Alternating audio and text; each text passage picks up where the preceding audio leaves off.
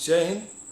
मैं Ram Shankar Tiwari, ex NSG commando, UPSTF, UPATS, BBIB duty, Naxal duty, माओवादी duty, विशेष अभियानों में मैंने वर्क किया। दोस्तों, आज फिर रियल लाइफ से जुड़ी हुई एक आपराधिक घटना के बारे में आपको चर्चा करते हैं, कहानी सुनाते हैं रियल।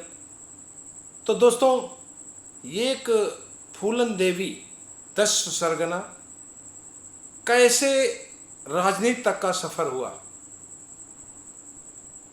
फूलन देवी जनपद जालौन की रहने वाली, 1963 अगस्त 1963 में उसका जन्म हुआ।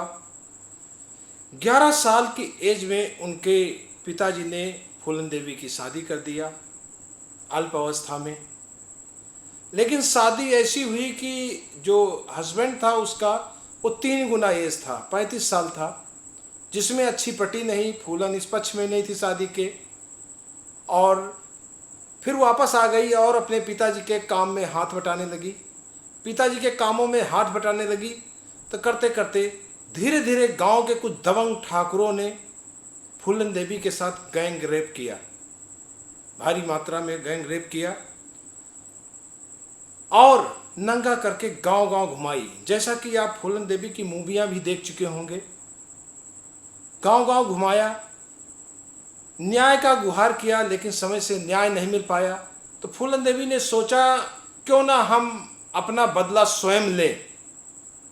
ये सोचा और ये सोच कर करके बीहड़ के जंगलों में डकैतों के गिरोह में शामिल हो गई, जहां पर गिरोह के बहुत से सदस्य थे जिन्होंने इनका दुरुपयोग किया, इनके साथ व्यभिचार फिर रेप घटनाएं किया। लेकिन उसी में से एक विक्रम मल्लाह एक डाकू था, जिससे इनका तालमेल बिना, कुछ संबंध बने। इन दोनों ने मिलकर एक नया गैंग बनाया। इन दोनों ने मिलकर एक नया गैंग बनाया और उस नए गैंग में इन्होंने काम करने लगे। बदला तो मन में था ही कि बदला लेना है, ये था।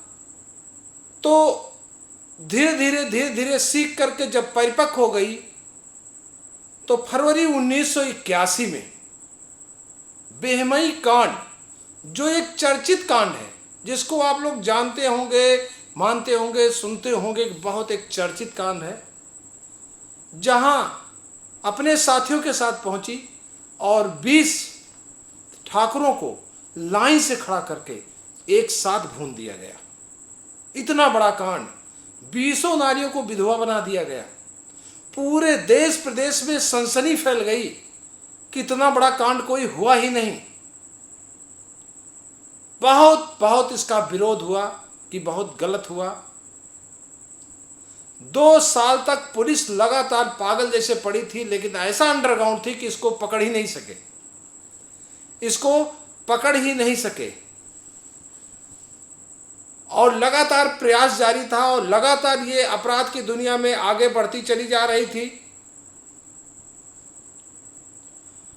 और फिर आखिर परेशान होकर के महिला थी फूलन देवी ने 1983 में अपना आत्मसमर्पण कर दिया सरकार के सामने, जिसमें इंदिरा गांधी थी, उनके सामने एक कागज समर्पण किया। जेल चली गई और जेल जाने के बाद फिर जेल में थी और लगातार इस बात की लगातार चर्चा होती रही। लेकिन 1996 में जब सपा सरकार थी, 1996 में माननीय मुलायम सिंह की तरफ से काफी मुकदमे वापस लिए गए और 1996 में इनको वाराणसी के भदोही लोकसभा क्षेत्र से टिकट दिया गया, जहां से फूलन देवी निर्वाचित हुई। अच्छे मतों से जीती और जीतने के बाद सांसद भवन में चली गई। सांसद भवन में पहुंच गई। जो एक डकैत थी जो जंगलों में घूमती थी और वो सांसद भवन में पहुंच गई। जो वीवीआईपी सुरक्षा घेरे में पहुंच गई, वीवीआईपी के बीचों में रह गई। देखिए कितनी बड़ी विडंबना।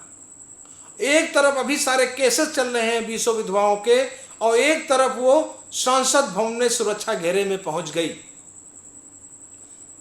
इसी तरह राजनीति में भी अच्छे छवि का होना बहुत जरूरी है। लेकिन दोस्त, समय इसी पर थमा नहीं।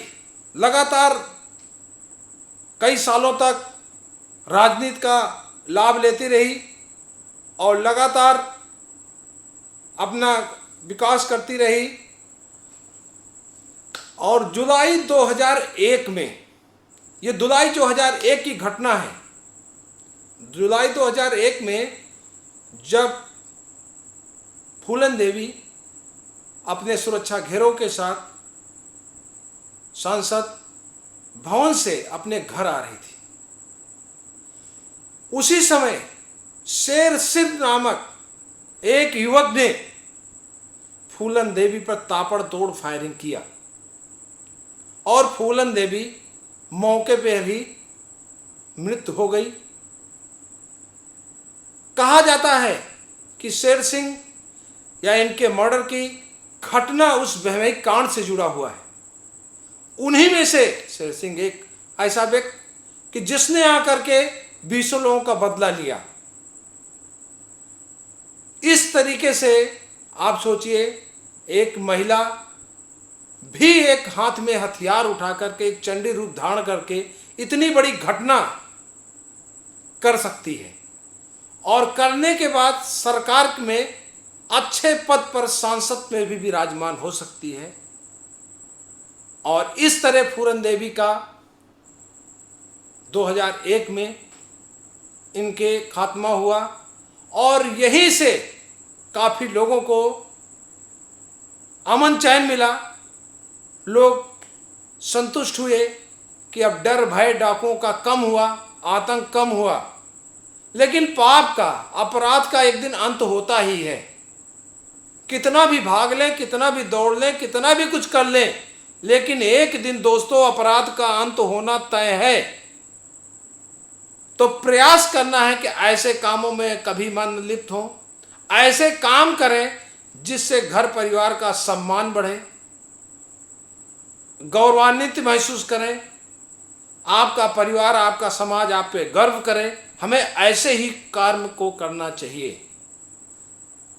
तो दोस्तों, इसी के साथ हम लोग नेक्स्ट अगले वीडियो मिलते हैं। थैंक यू दोस्तों, थैंक यू।